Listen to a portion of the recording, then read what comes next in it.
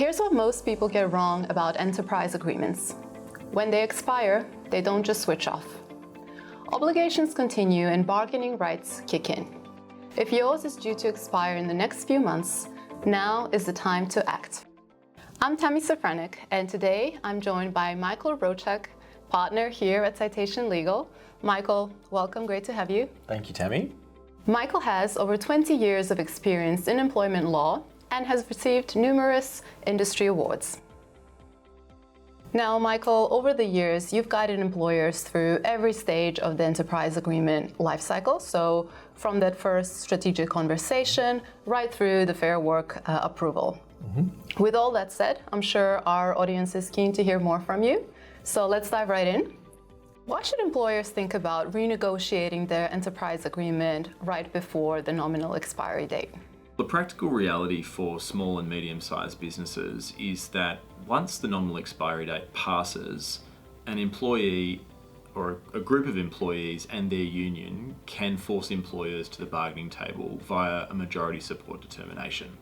Why it's important to get ahead of that is to be organised. It's to have an idea about what you want to achieve in bargaining and take serious and practical steps towards planning for that. It does remain open to employers not to bargain for a new enterprise agreement, but inevitably at a certain point, it's overwhelmingly likely that employees will try to force bargaining to occur.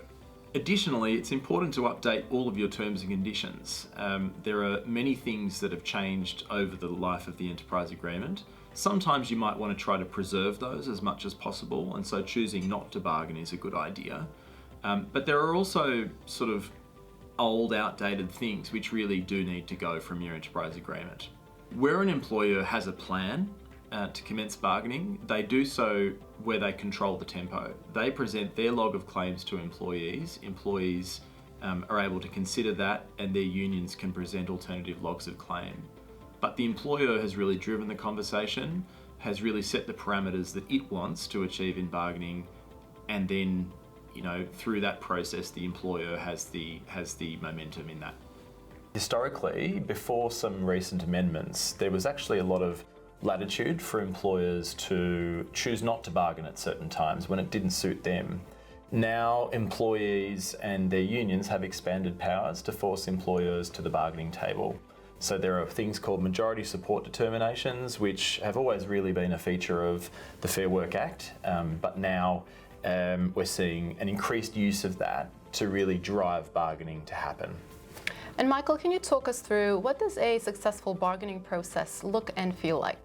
Well, a successful bargaining process looks and feels like an employer with a plan. An employer that's really taken the initiative, understands what the costs are in terms of trying to achieve certain objectives in bargaining, and has done the work to understand what yes to a claim that an employee makes in relation to what their terms and conditions will be versus a no, and having an interest-based approach to ensure that the employer's interests are put forward in a great way, but also understanding what the employee's interests are as well, and trying to work together to make each party understand why some items are an automatic yes and why some items may not be a yes immediately but could be a yes later, or just be a no.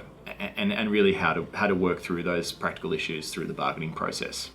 Successful bargaining as well looks after what are known as the good faith bargaining obligations. So that is meeting with the employees and their other bargaining representatives, genuinely considering their proposals, not acting in a capricious way towards them, giving genuine consideration and responding to those proposals, and moving through a bargaining process in an efficient way. When an employer believes that it will have a majority of employees who are likely to say yes, because it's done the homework in reporting back to the employees through the bargaining process, and kept them informed and really had a clear idea about what it is that the employees are thinking about these proposals, the employer puts that to a vote and gets the access period started up, has excellent materials which explains the terms and the effect of the terms of the enterprise agreement, and genuinely informs the employees so that they can go and cast a vote with full knowledge of what it is that that's being proposed. And how can bargaining strengthen employee relations? It's a very good question. Bargaining can strengthen employee relations when the parties together do something which is achieve both of their interests. It may not be possible to achieve absolutely everything that each would want to achieve, and it might be something for Agreement 2 or Agreement 3 down the line.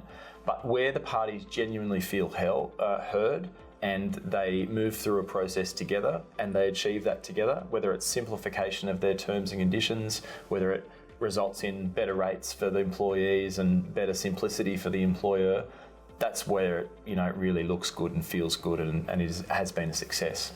And how can the Better Off Overall test be used to benefit employers and their employees? Well, the Better Off Overall test really provides simplicity for an employer.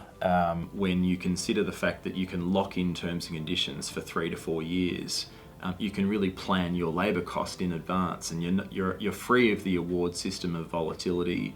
The Fair Work Commission just handed down a pay increase of 4.75%, and if your enterprise agreement negotiated 2 years ago is for something that you've planned for, and you know with finance that it's achievable and you can set your cost base in a fixed way for that period, then really you've got green space to move into as you run your business over the life of the enterprise agreement.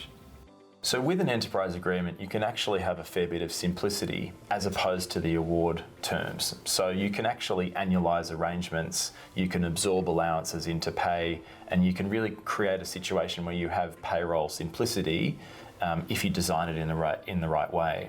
So the Better Off Overall test can result in payroll simplicity versus what the award would otherwise provide. Well, thank you, Michael. Thank you. Really practical insights and exactly the kind of guidance employers need when navigating bargaining. Appreciate the time. Anytime, thank you. Now, if anything we've covered today has raised questions about your own agreement, our Citation Legal team offers an obligation-free initial consultation. So feel free to reach out, and you can find the contact details in the link below.